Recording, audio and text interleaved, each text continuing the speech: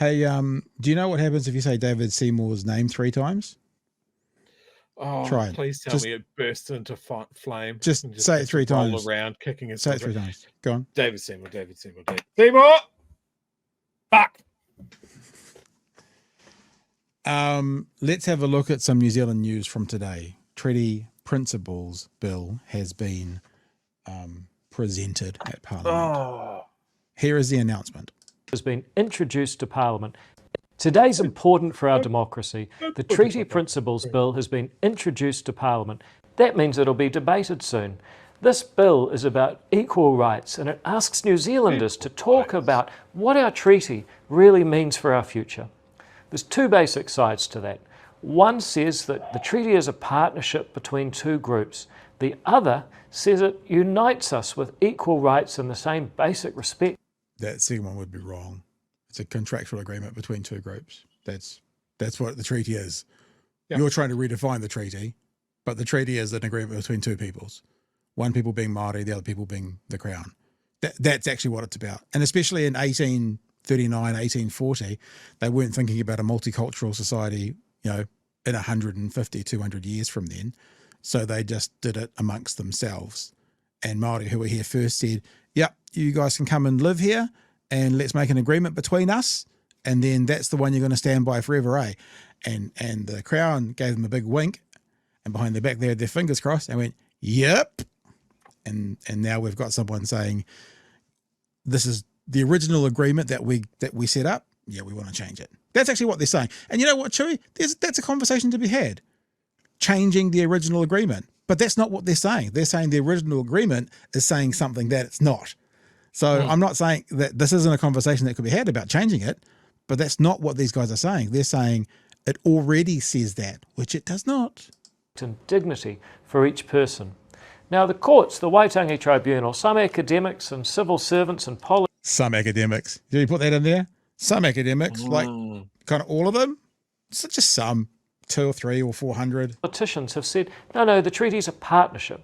That's why we've seen creeping co-governance, special representation. Where is the creeping co-governance, Mr. Seymour? Where is it? And public services targeted on race instead of need, because it's said that we are in partnership with the Crown if we're Māori, and if we're not, we just kind of float.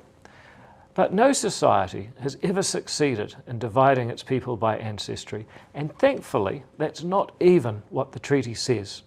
Article 3 of the treaty itself promised ngā tikanga katoa rite tahi, the same rights and duties for all. Yeah, all that were there when they were signing it. So all Māori and all, that's the agreement. How did our understanding of our treaty get so far from reality and become so divisive? New Zealand. Did David Seymour just ask, how did this become divisive? He just asked how this process became divisive? We just mull on that for a while. Have until now been shut out of that process, and their common sense hasn't weighed on the interpretation and delivery of the promises of the treaty. Finally, that's set to change. Everyone will have the chance to express their opinion on this parliamentary bill without being shouted down or told their view doesn't count. Oh, interesting. The bill's critics say that this debate will be divisive, but I think they underestimate New Zealanders' ability to have constructive conversations on fundamental issues. Hang on. Who did he say would be divisive? Critics say that this debate will be divisive down or told their view doesn't count. The bill's critics say that this debate will be divisive, but like Christopher Luxon and Winston Peters. Christopher Luxon just earlier this week agreed with Guy and Espiner that this is divisive. So the critics like your coalition partners. I think they underestimate New Zealanders' ability to have constructive conversations on fundamental issues like democracy and they equal have political no rights. knowledge on. For my part, I think each of us is united by universal humanity, the same inherent dignity for each person. That's what's driven all the good movements in human history. If you agree with that, I hope you'll support the Treaty Principles Bill. Good Lord. Now, that was the entree, the shit entree to the actual story about this. But before we play the story of Stuff or 3 News tonight, Chewy, it's been presented. We've got more to show you from the actual story.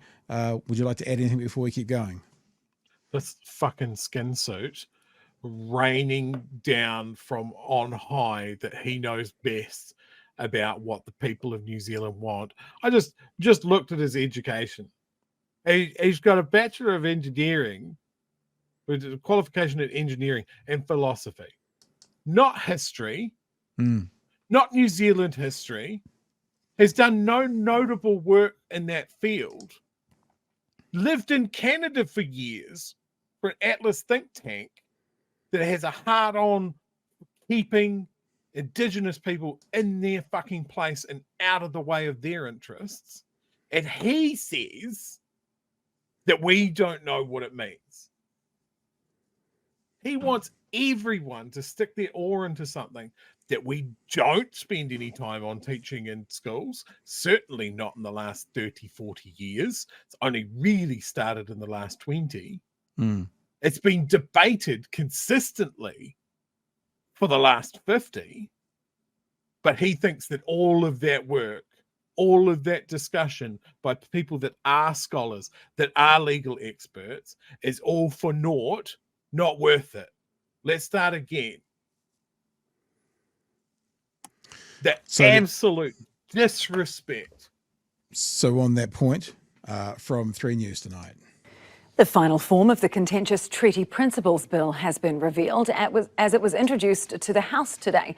And after reading it, Te Pāti Māori called the government treasonous. Here's senior political correspondent Jenna Lynch. A small but passionate group. Advance guard of the hikoi, which will begin this weekend. This hikoi will be generational. The hikoi was to coincide with the introduction of the Treaty Principles Bill, but the government pulled what some say is a swiftie and changed the date. So a small group with some of our smallest citizens showed up today. I sort of had a feeling that this was going to happen, knowing that our dates for the hikoi were up and floating around social media. Is represented in small numbers today. We have a hikoi that is coming, which will be the true representatives of the Indigenous people of New Zealand. Zane Wedding drove 10 hours from Auckland to be here. But because we've all been working so hard and because they intend to read it today, it was really important to us that we still show up and show that there will be resistance at every level. Even getting a thumbs up and a pat on the back from the Governor of the Reserve Bank. Thank you, brother. Thank you. Thank you. Neither the Prime Minister nor the bill's author in Parliament for its introduction. It's absolutely gutless. I think it's a very exciting day, and it will be looked back on as the time that the treaty debate was democratised. Not only were they scared of the hikoi, I think they were scared of the size and the backlash. Te Pāti Māori attempting to block the bill's introduction. That this House honours Te Tiriti o Waitangi and withdraws the Treaty Principles Bill. The Treaty Principles Bill also violates the constitutional relationship between the Crown and Māori and undermines the legitimacy of this House. Questioning whether redefining the principles amounted to treason. It is now up for us as a nation to decide, is this government committing treason? Because it has absolutely no mandate from Māori and none from the sovereign, from the Crown. The idea that we've committed treason, they can't be serious about that. And so this could be bordering on treasonous because he hasn't consulted with the Governor-General, who is the Crown's representative here. He hasn't consulted with King Charles himself, who the agreement is actually with. And so that is a problem. That's an interesting point. I guess, isn't it? There's a thing called Dominion Day. You could Google that while I'm talking about it. New Zealand has a day that we don't actually really celebrate. It's called Dominion Day. I have a feeling it's in September, and it's basically when we got Dominion and the Crown took on all the responsibilities that was with the King or Queen. Did you Google it? Does it come up? NZ Dominion Day? No? It's got a date. It's a thing. But we just don't acknowledge it at all. So it's an interesting point he makes, but I think that's covered off when we're given Dominion. Nothing? Anything? Nothing? Bueller? Okay, I'll keep going. Problem. Accusing who of treason? The government. Oh, okay. I think that's very strong language. I don't think that we're in that space. Government waving away the criticism for another day. The first reading of the bill will happen in a week. There you go, Chewy. Dominion Day in New Zealand. 26th September 1907. On the 26th of September 1907, the colony of New Zealand ceased to exist. New Zealand became a dominion within the British Empire. For a few years, some New Zealanders celebrated Dominion Day on 26th September. And I think part of becoming that was, the government taking on all those responsibilities that the king or queen had before them. Anyway, Chewy, yours, sir. I hate I hate how Seymour has framed the treaty. Like the specific phrase he used was the democratization of the treaty. Mm. That is not how they work. That's not how treaties have ever worked. They, like, I didn't get a vote in like the ANZUS treaty. I don't get a vote in free trade agreements. I don't get a vote in our foreign policy. I vote for the governments that make those.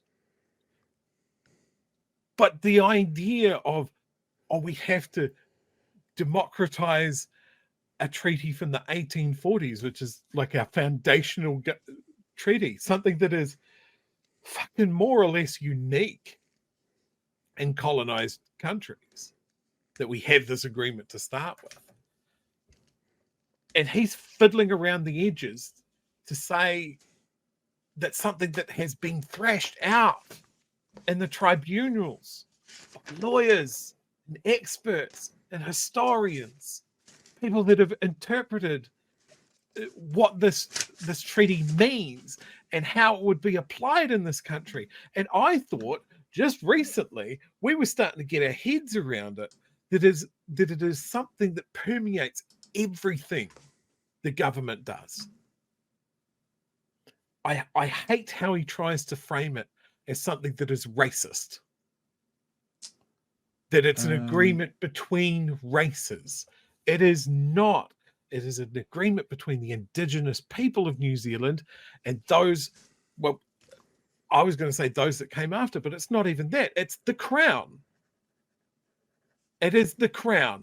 And the Crown is the government now.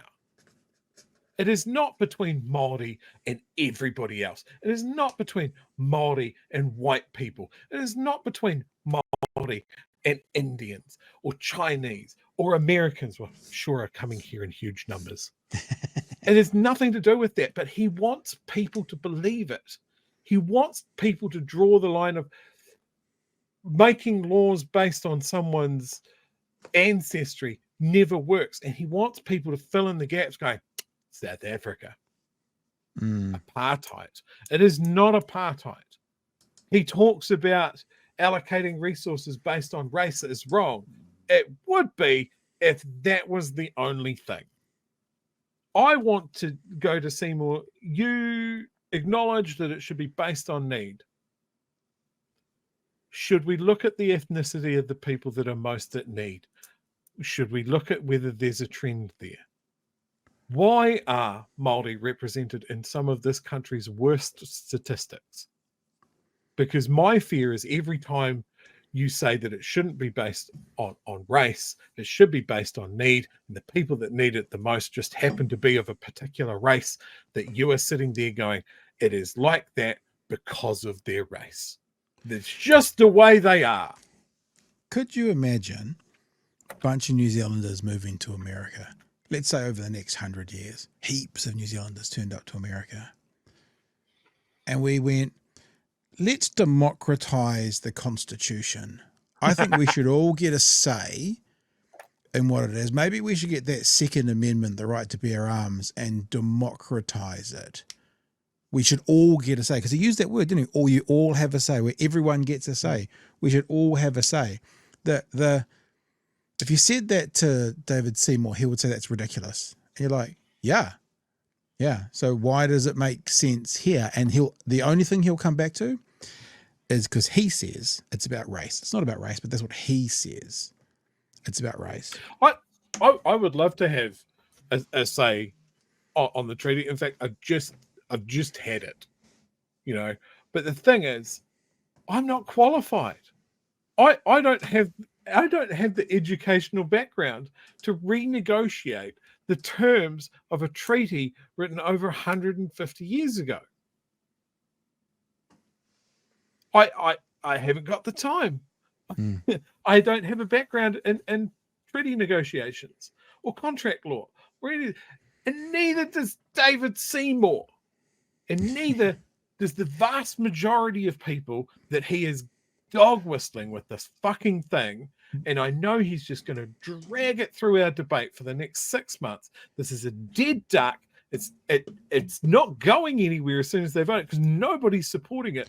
But he wants the full experience. And it is all about dragging his troglodyte followers down to a public initiated referendum where we can just pick at the scab even more. But remember, it's not just about what David Seymour knows, like his qualifications to talk about it. He hasn't told us who his experts are. So if he has got a bunch of academics and historians and experts and contract lawyers and Waitangi lawyers behind him, he refuses to tell us who they are. So I think you can be the ringleader of a circus and not be able to juggle. Yeah. So you get the clowns to juggle, you get the lion tamer to tame the lion. You know, he could do that, but he's even refusing, or hasn't yet revealed, who all these people are behind the scenes, giving this historical context to the thing he wants to do.